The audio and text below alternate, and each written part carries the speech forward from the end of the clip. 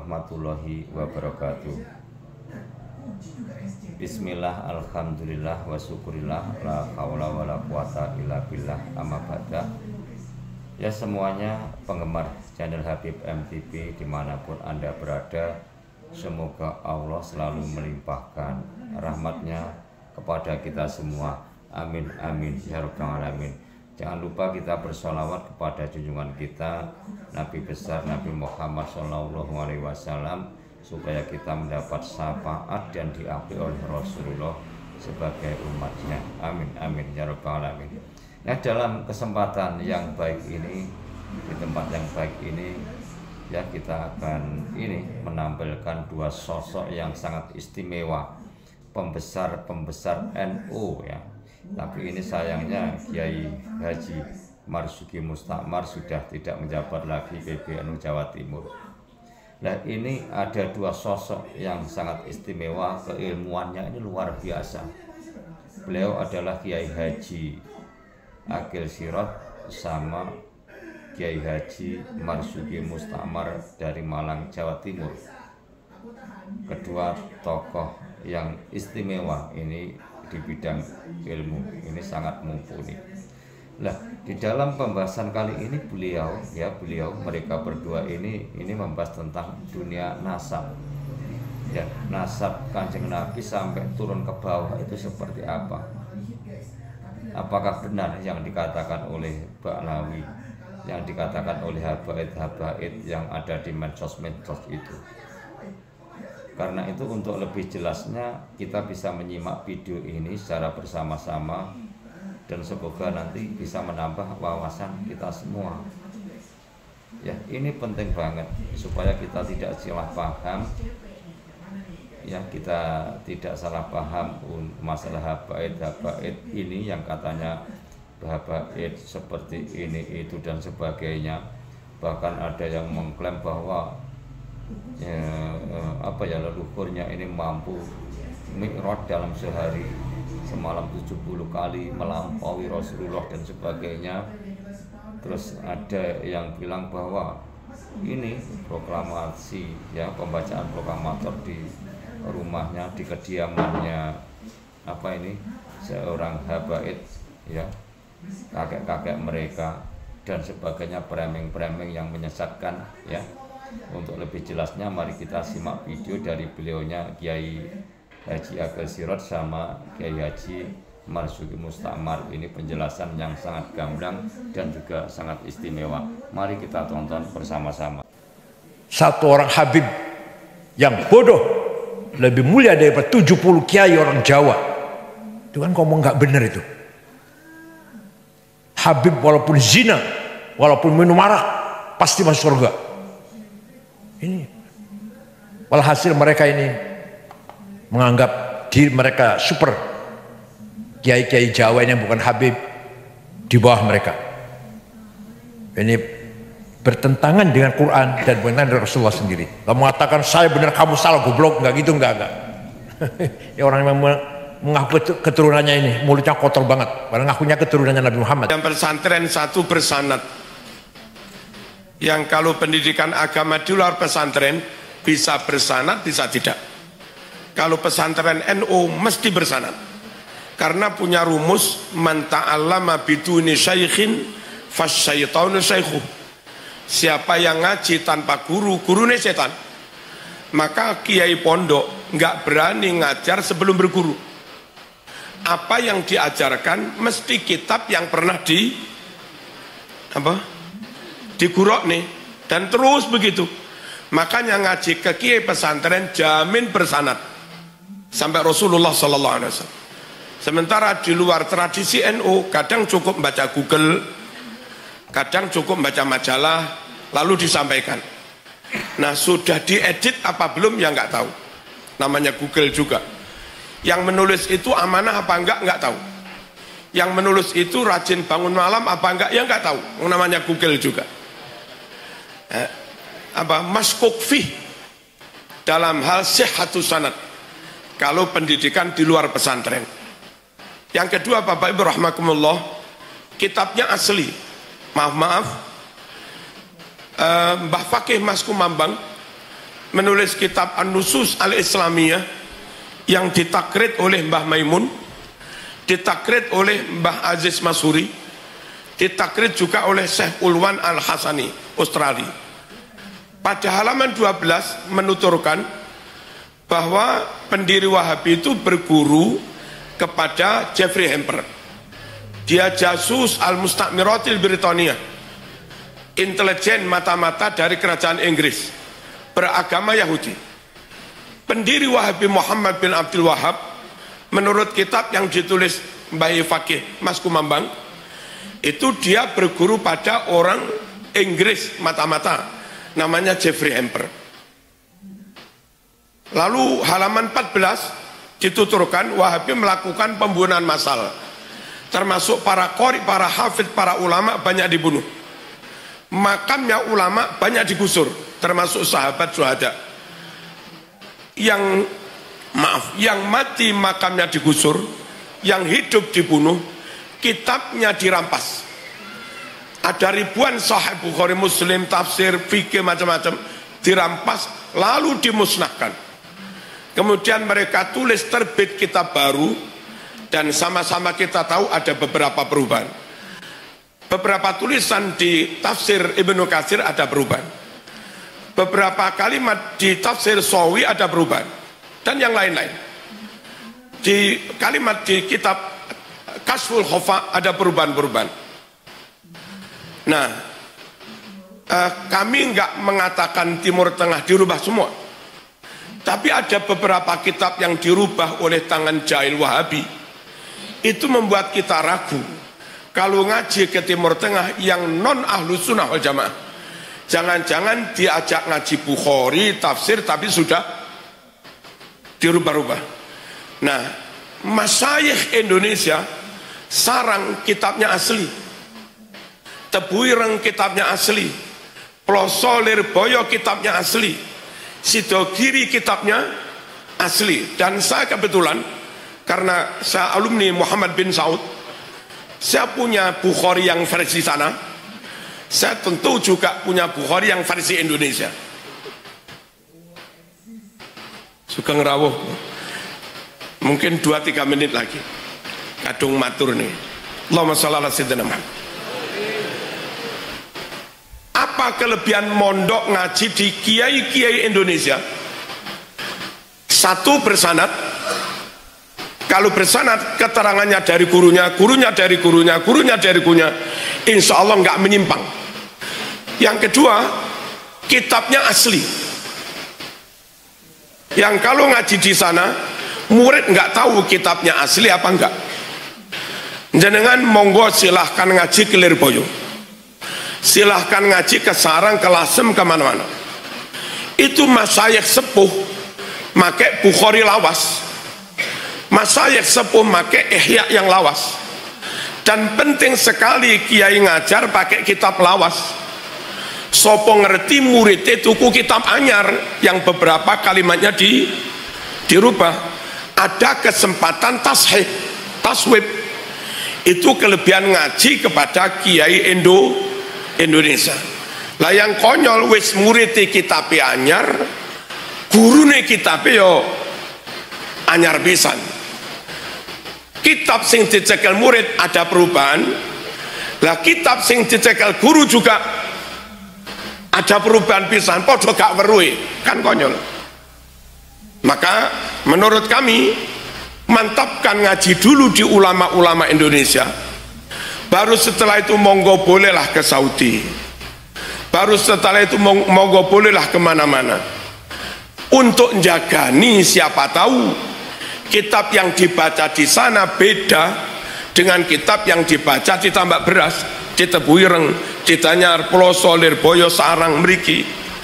Dan kalau ternyata beda, maka pastikan yang kita ikuti kitab-kitab yang disampaikan oleh masyayikh Indonesia, bukan masyayikh Umul Qura, bukan masyayikh sana. Kenapa? Karena yang tidak terjangkau tangan jahilnya Wahabi itu kitab-kitab yang diselamatkan Allah di pondok-pondok Nusantara. Ini kelebihan kedua mondok di Indonesia. Allahumma shalli ala sayyidina Muhammad. dengan cara membelokkan narasi sejarah dan kebudayaan serta melakukan berbagai adu domba. Kelompok intoleran dan radikal terorisme terus berusaha merebut masa depan suatu bangsa dengan menggunakan diksi-diksi agama yang terdistorsi dan dipolitisasi serta dengan mengorbankan sentimen atas nama agama. Ideologi radikal, intoleransi, ekstremisme dan terorisme bergerak merekrut dan menghegemoni para pengikutnya baik secara terbuka maupun secara tertutup. Sejak dulu ada, zaman Nabi pun ada, maka turunlah Al-Quran, ayat Al-Quran, wal murjifuna fil madinati lalugriyannaka bihim thumma la yujawirunaka fiha illa qalila. Muhammad, wal murjifuna fil madinah, orang-orang atau kelompok yang bikin gaduh di Madinah, usir Muhammad. Jangan berkesempatan hidup bersamamu di Madinah. Sekarang kita sedang menyaksikan radikal yang berada terjadi di Bangladesh. Sampai jelas di mata dunia, di depan mata dunia, konflik antara Islam dan Hindu di sana. Presidennya Nyai Hasinah lari terbirit-birit ke India. Sudah terlalu lama juga sih jadi presiden, bosan sudah. Juga kekerasan di Inggris yang selama ini harmonis, beberapa umat Islam menduduki jabatan penting, pernah menjadi wali kota di London, pernah ada dubes Inggris di Indonesia Muslim, namanya siapa? Abdul Azim namanya, dah periode 5 tahun yang lalu ya. Sekarang sedang bergejolak, kekerasan terjadi di Inggris, terutama di London, antara umat Islam dan Muslim. Jelas pasti ada yang mengadu domba. Fenomena pembubaran Jamaah Islamiyah dan keberadaan teroris attack merupakan pertanda lahirnya babak baru penyebar luasan ideologi radikal, intoleransi, ekstremisme dan terorisme yang bergerak masif secara terselubung dan undercover. Menurunnya indeks potensi radikalisme bukan pertanda perang terhadap gerakan dan paham radikal terorisme berakhir. Kelompok intoleran dan radikal terorisme kini tengah menyusup, bergerak senyap dan mengkonsolidasikan kekuatannya dengan strategi infiltrasi dan akuisisi di semua sektor kehidupan sosial, ekonomi, politik, kebudayaan, kesehatan, pendidikan, pertahanan dan keamanan. Mereka tengah berusaha merebut dan mengambil alih kepemimpinan di semua sektor dan menguasai seluruh sumber daya yang ada di negeri kita ini. Kebanyakan mereka menyusup di perguruan tinggi umum, bukan agama, bukan. ITB, IPB, ITS, Undip, yang nanti alumninya akan menduduki kedudukan penting di Telkom, PLN, Pertamina. Mereka mengkaji buku namanya Ma'alim fit Thoriq yang ditulis oleh Said Qutb, yang isinya semua yang datang dari luar Islam masuk golongan atau kategori jahiliyah. Kalau jahiliyah harus kita perangi, termasuk nasionalisme, ada jahiliyah. Pancasila, jahiliyah. Undang-Undang Dasar 45, jahiliyah. DPR, tauhid. Pemerintah ini kafir, harus kita perangi. Itu doktrin kelompok tarbiyah yang ada di mana-mana. Bahkan di pengajian-pengajian keluarga, ibu-ibu, istri-istri, polisi, tentara, di perumahan-perumahan. Bahkan mereka khutbah di kantor-kantor pemerintah malah isinya mengkafir-kafirkan pemerintah. Padahal khutbahnya di BUMN padahal. Di DPR pernah dibahas nggak Pak Anwar Sanusi? Pak Anwar Sanusi di DPR dibahas nggak? Nggak, pengaman digital, keamanan cyber dibahas nggak di DPR? Komisi berapa itu? Komisi berapa? 3. Dampak krisis global dan residu politik Pilpres 2024 harus segera dimitigasi dan disolusikan bersama, sehingga persatuan kesatuan nasional dan masa depan bangsa tidak terkoyak. Benang kusut perbedaan pandangan dan pilihan politik harus diakhiri, dan rasa persaudaraan sebagai sama warga bangsa harus segera dipulihkan kembali. Memang terus terang kita malu dengan pemimpin yang non muslim. Kalau kita bicara agama ya, kita dapati pemimpin muslim yang amburadul, yang kacau balau, semrawut. Betapa kita bangga atau kita acungi jempol, kita hormati pemimpin yang non muslim.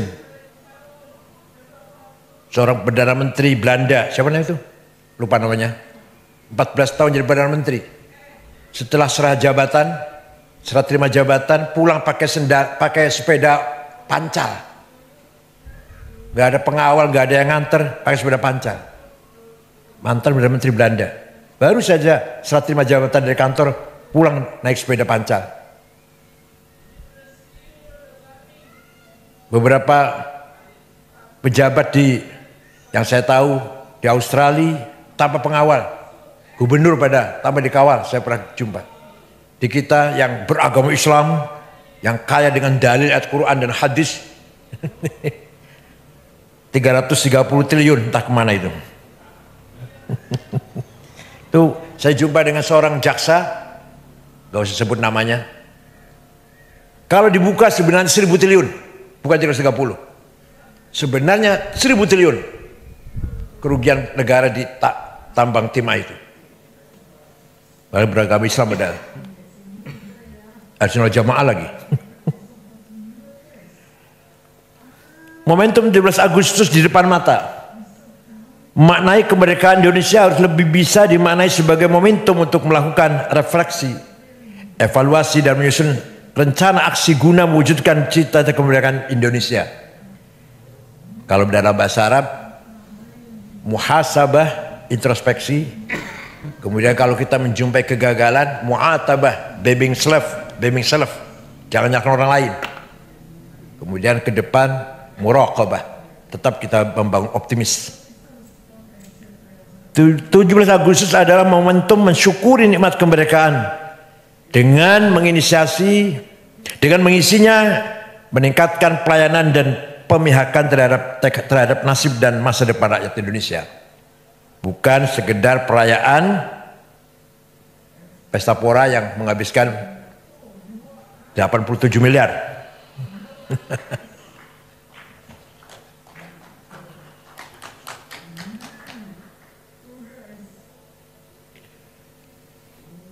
Demikian halnya peringatan kemerdekaan dengan pernak-perniknya seharusnya wajib menjaga harmoni keberagaman dan menjaga perbedaan keyakinan, bukan sebaliknya seolah menjadi ajang penyelarasan dengan tekanan tertentu untuk menanggalkan kewajiban agama. Di sini dibutuhkan kelompok yang betul-betul mengawal moral bangsa, baik dari ulama Islam maupun dari para agamawan agama-agama yang lain. Al-Quran jelas sekali. Wala tasubbul ladzina yad'una min dunillah fayasubbul adwan bighairi ilm. Kadzalika zayyana likulli ummatin amalahum. Kamu jangan mencaci maki non muslim. Jangan caci maki orang yang tidak menyembah Allah. Jelas sekali Quran itu. Karena masing-masing kelompok umat mempunyai kebanggaannya masing-masing. Tidak boleh kita saling mencaci maki, harus kita hormati. Wala tasubbul ladzina yad'una min dunillah. Jangan menghina orang yang tidak menyembah Allah. Bapak sekalian, kelompok intoleran dan kelompok radikal terorisme hingga kini masih seringkali memanfaatkan rumah-rumah ibadah, majelis-majelis taklim dan pusat-pusat kegiatan keagamaan di lingkungan pemerintahan, BUMN yang masih terlalu longgar untuk menjadi wahana semaian ideologi dan penyebarluasan gagasan kekerasan dan anti moderasi agama. Karena di Jakarta itu sholat Jumat sangat banyak, stok khotib kurang. Asal mulanya tuh. Jadi khutbah khotib seadanya. Masjid banyak, kantor-kantor Jumatan, masjid-masjid di masyarakat sangat banyak. Yang mampu khutbah kekurangan. Jadi stok khotib yang kurang. Akhirnya seadanya khotib, asal bisa ngomong. Maka naiklah ke panggung-panggung khutbah Jumat orang-orang yang tidak layak, tidak pantas menyampaikan dakwah Islam dengan sebenarnya. Dalam khutbah mencaci maki, tidak sah itu khutbahnya. Kalau ukuran kitab Fathul Mu'in, Fathul Qarib nggak sah. Nyebut nama aja nggak sah. Kalau khutbah mencaci maki orang dengan menyebut nama sudah tidak sah itu.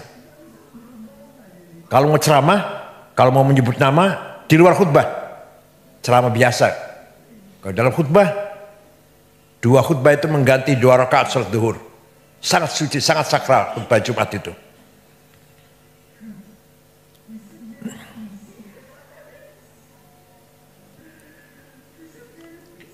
Rumah-rumah ibadah,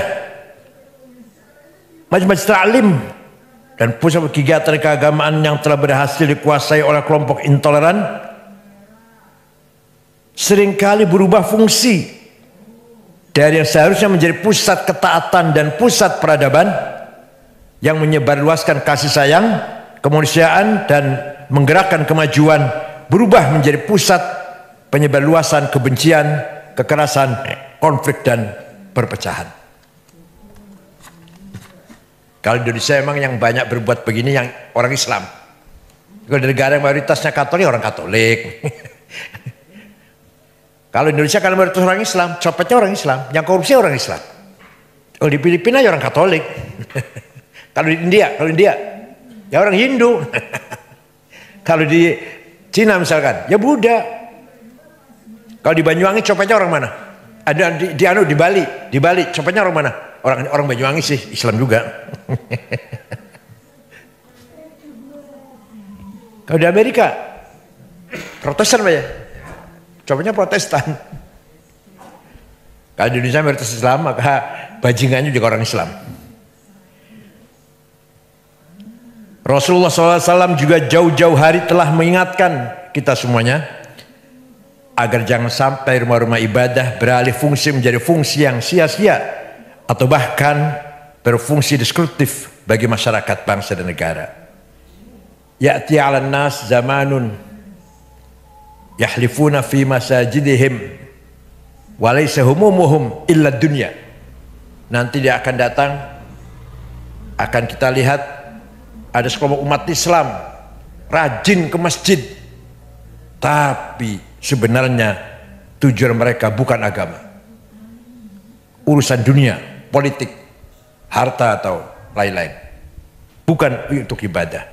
Sudah ada hadisnya itu. Fala tujalisum, jangan kamu pergauli mereka itu. Rawahu Al-Hakim.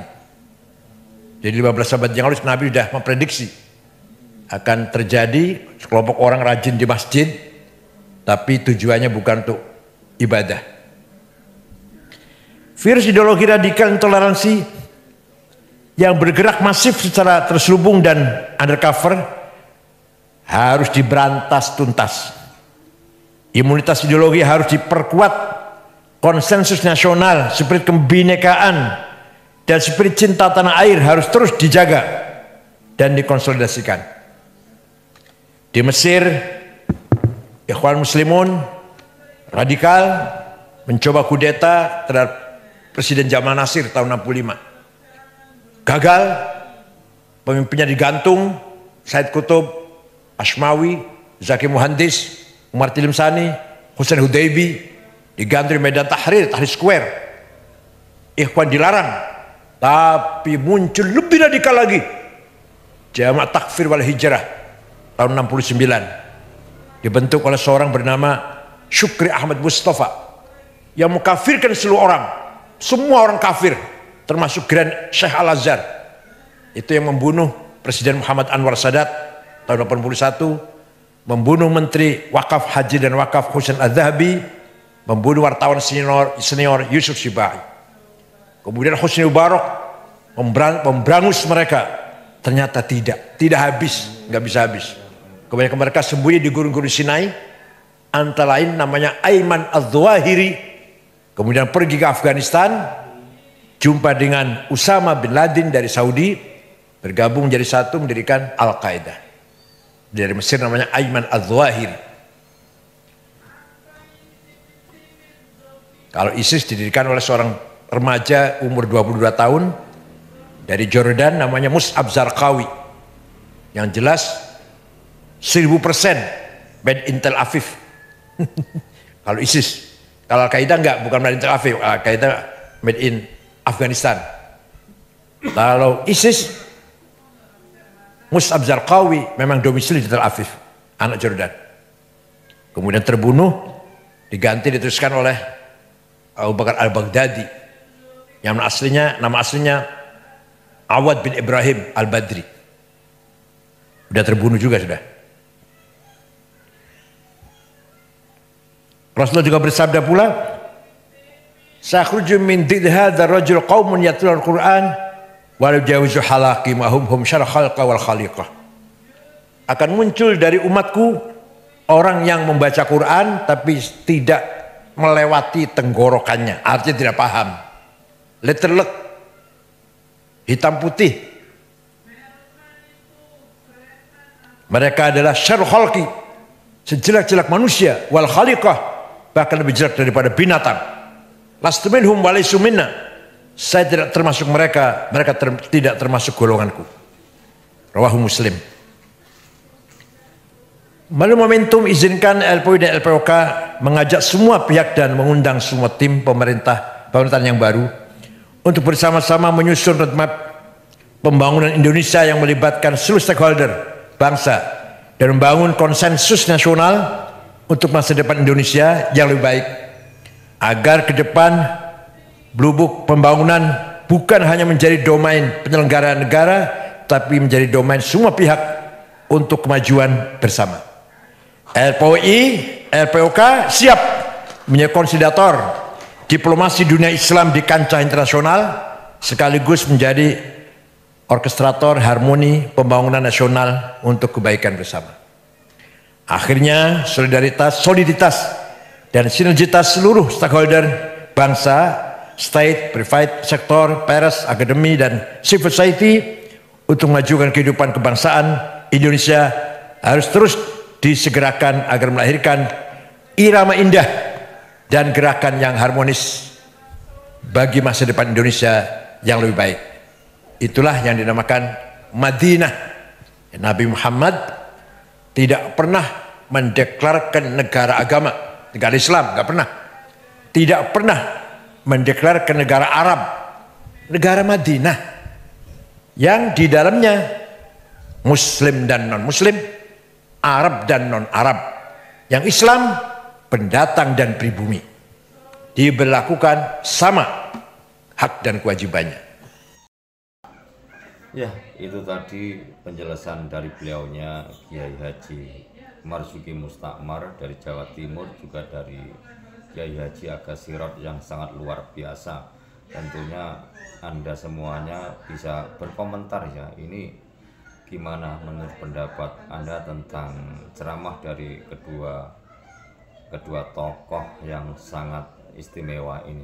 Ya, semoga video ini ya bermanfaat khususnya bagi saya sendiri, juga bagi Anda semuanya. Tentunya sangat menambah wawasan kita ini masalah habaib ya.